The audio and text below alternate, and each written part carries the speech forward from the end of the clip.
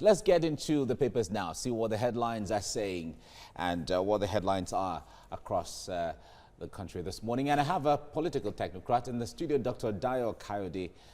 He is joining us right now. Thank you very much, Dr. Kayode, for coming. Good morning. It's my pleasure. Thank you. Yeah. All right, it's going to be me and you for now until maybe we have Dr. joining us much later on. Let's head straight to the Daily Times. That's where we'll start from this morning.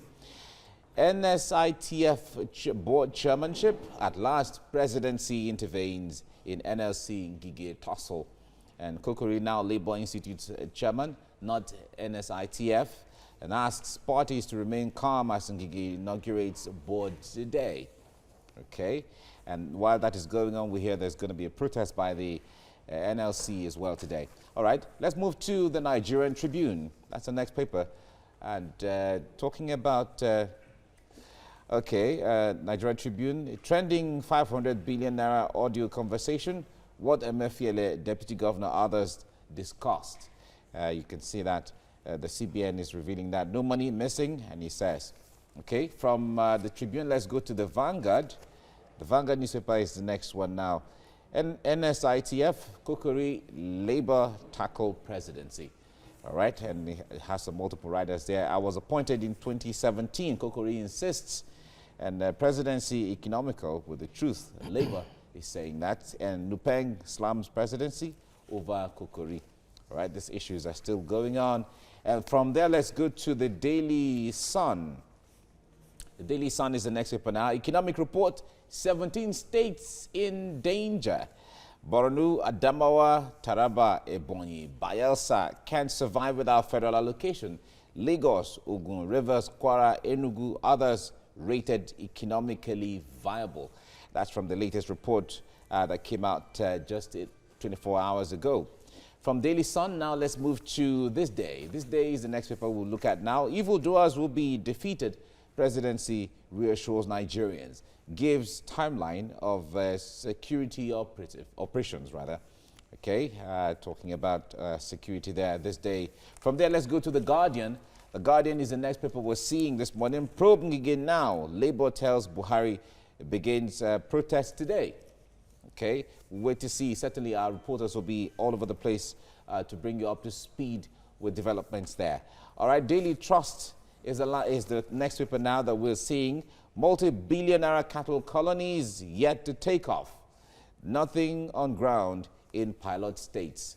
That is what is on the front line or the headline of the Daily Trust this morning. All right, from the Daily Trust, let's go to The Nation now. The Nation newspaper is saying business giants in trouble over 5 trillion naira AMCON debt. Oshibaju government will set examples with top debtors to deter others. That is what The Nation is saying this morning. And you can see on the front page as well, Man City, they're celebrating the winning of the EPL yesterday. Okay, Dr. Kayode, this issue I'd like us to talk about on the Daily Sun. Economic report, 17 states in danger. They cannot pay as far as the report is concerned, 17 states cannot survive without federal allocation. What is your concern about this? Now, you see, my concern is always when they are talking about problems, are they also looking at the solution?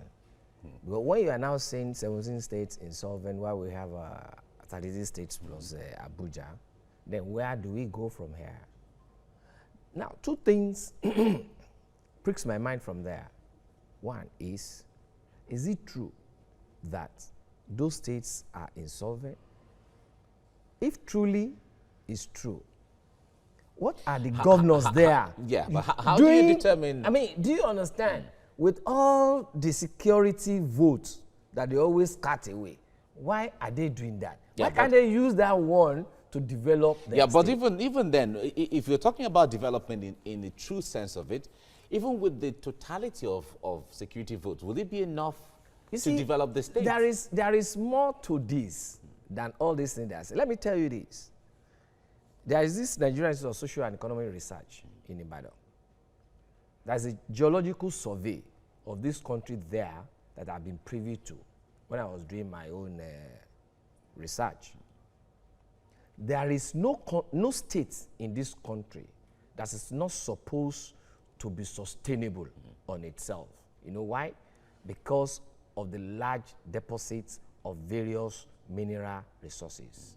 If I'd known this, I will have come with a graphical explanation of that, and then show you the different. When it comes to the potential, look at Zamfara. Yeah, look at what is happening in Zamfara. But when it comes to the potential, no one has doubt as regards any state in Nigeria having the potential now the issue to stand is on its those own. governors are never ready to look outside the box.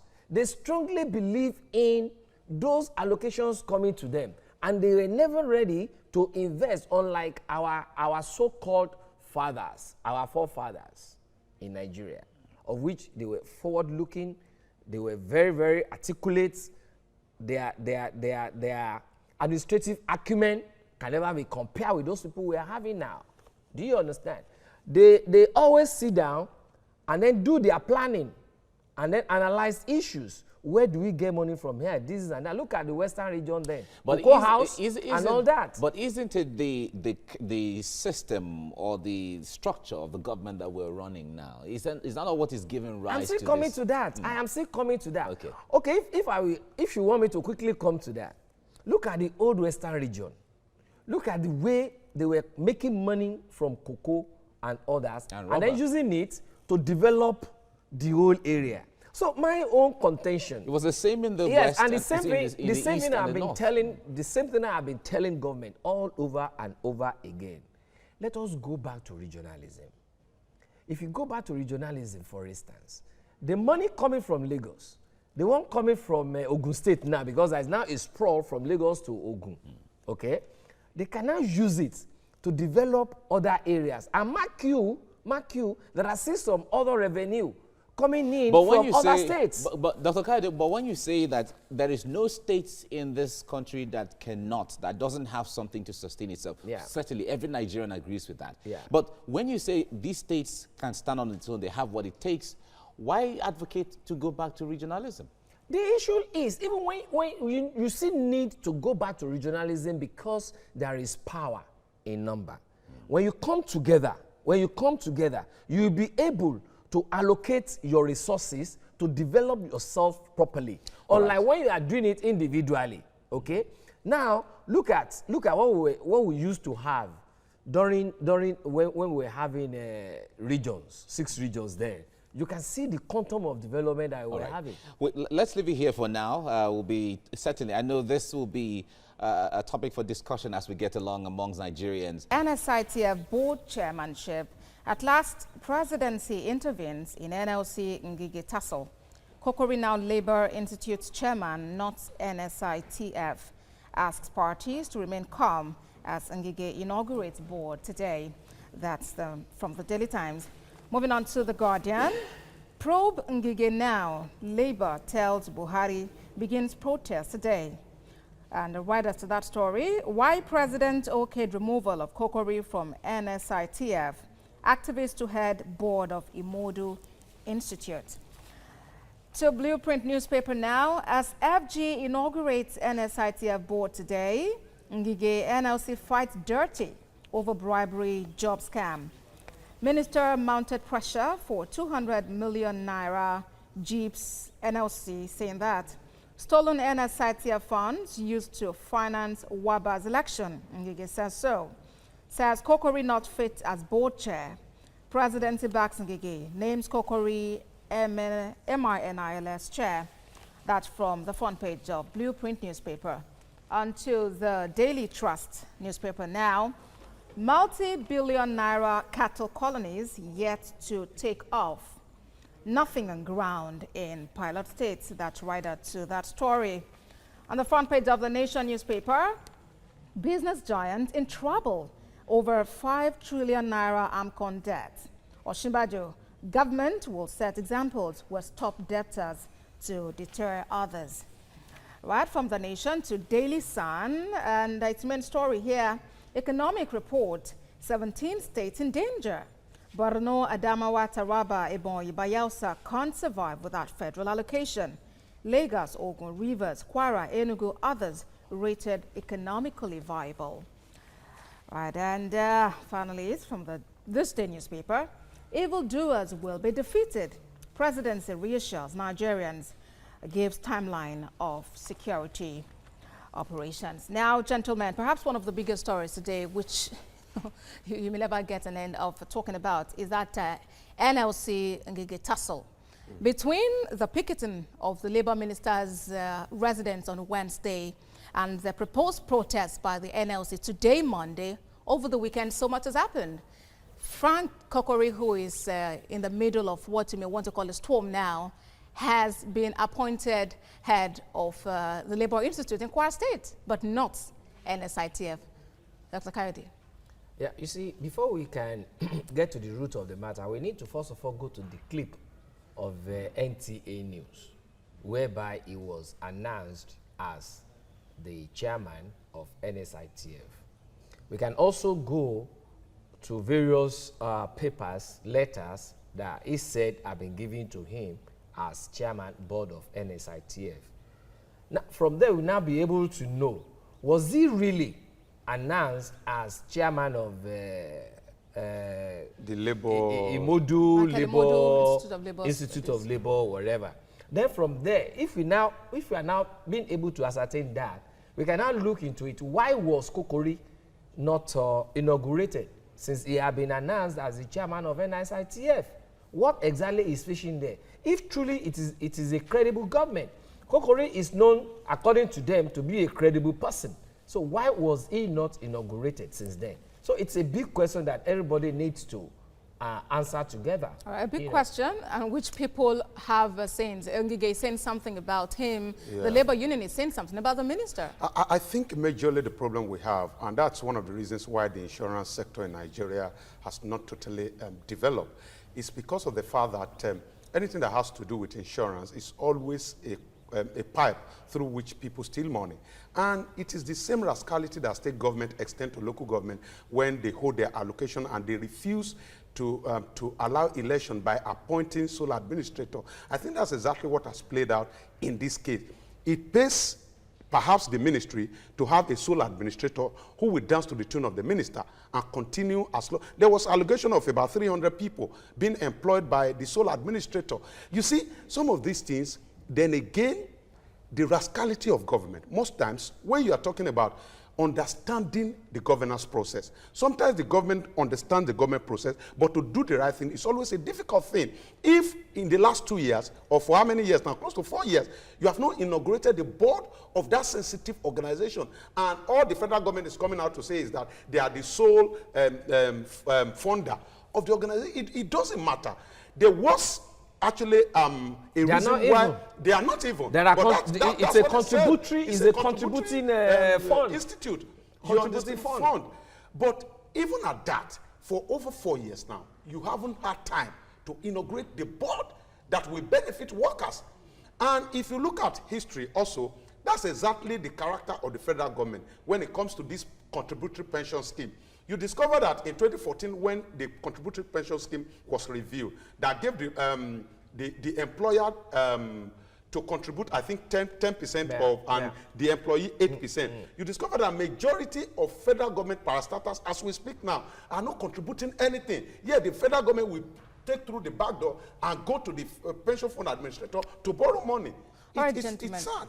Okay, let's see where we can move from here now. Labour insists it will go on with its protest to tell government that it's not sleeping, and regardless of the fact that Kokori has been appointed to head another board, a ministry now of Labour, under the ministry, that won't deter it from going ahead. Exactly, Labour is saying the truth, because, and that's why I said, for people to really, really understand the issue, let us go back to all that and then get the facts and figures. Because the way government is playing with workers is not really too good. They are playing with the life of people that are served the country judiciously without giving them the entitlement. Doctor, I'm not even concerned about who becomes the chairman. What are you I'm concerned seriously about? concerned about is that anything that has to do with labor, if it is to get security vote, governors will be running from their state to Abuja to get security vote. To approve 30,000 naira for workers, they will be dragging their feet, including the federal government. It is then they will come out to say that there's no money. There's enough money in this country. Exactly. What we have is management rascality on the part of those in government. Daily Times is our first paper this morning. The NSITF board chairmanship.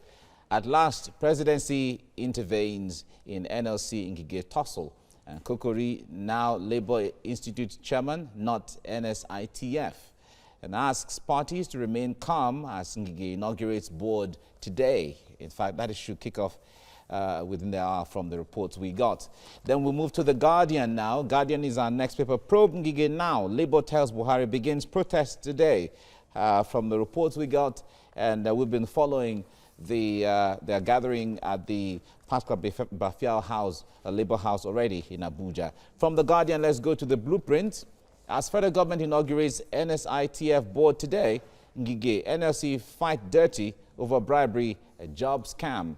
And minister mounted pressure for 200 million naira jeeps. NLC is saying that, and stolen NSTIF funds used to finance Waba's election. Ngige is saying that, and says Kokori not fit as board chair. Presidency backs Ngige, names Kokori Michael Imodu, National Institute for Labour Studies chair. Okay, that's the blueprint. All right, soon now we'll be bringing you live feeds from Abuja, the Pascal Bafial.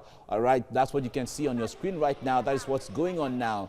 Labour members, Labour Union members gathering at the headquarters in Abuja to register their displeasure over what they termed as manhandling of their members when they protested or picketed the home of the minister, as well as the relocation of or redeploying the Frank Kokori to become the board chairman of the Michael Imodu Institute, National Institute for Labour Studies. Gentlemen, I wonder what you make of this. Dr. Let me start with you on this. A lot of persons have said that, well, the Labour is taking this issue too far. Instead of engaging to see how they can resolve it, this protest would not solve anything. If you look at history from the first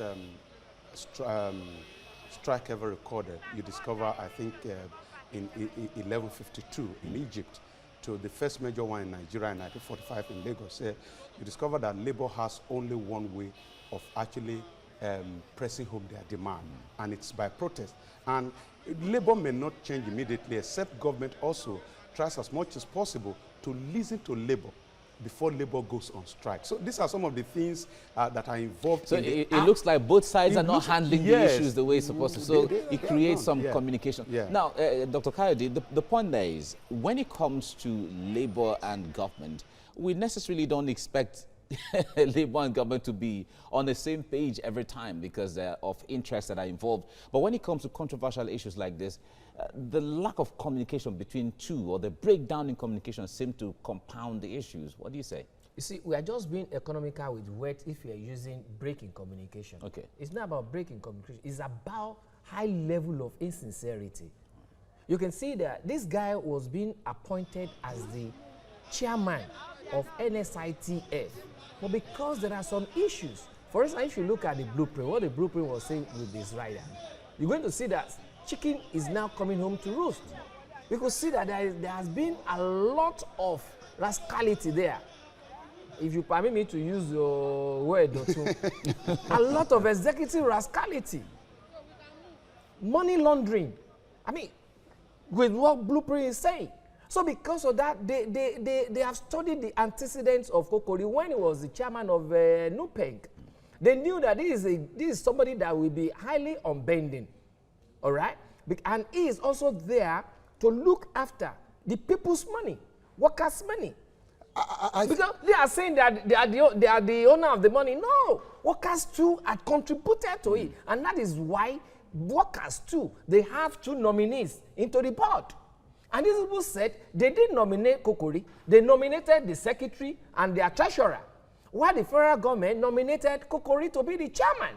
So why are you now? If I were Kokori, my brother, I wouldn't attend the inauguration as chairman of Michael Imodu or Labour Institute. Why not? I will not, because it amounts to high level of insincerity. No, but the point there is that on the other hand, the Nigeria Social Insurance Trust Fund is totally is within the prerogative of the federal government.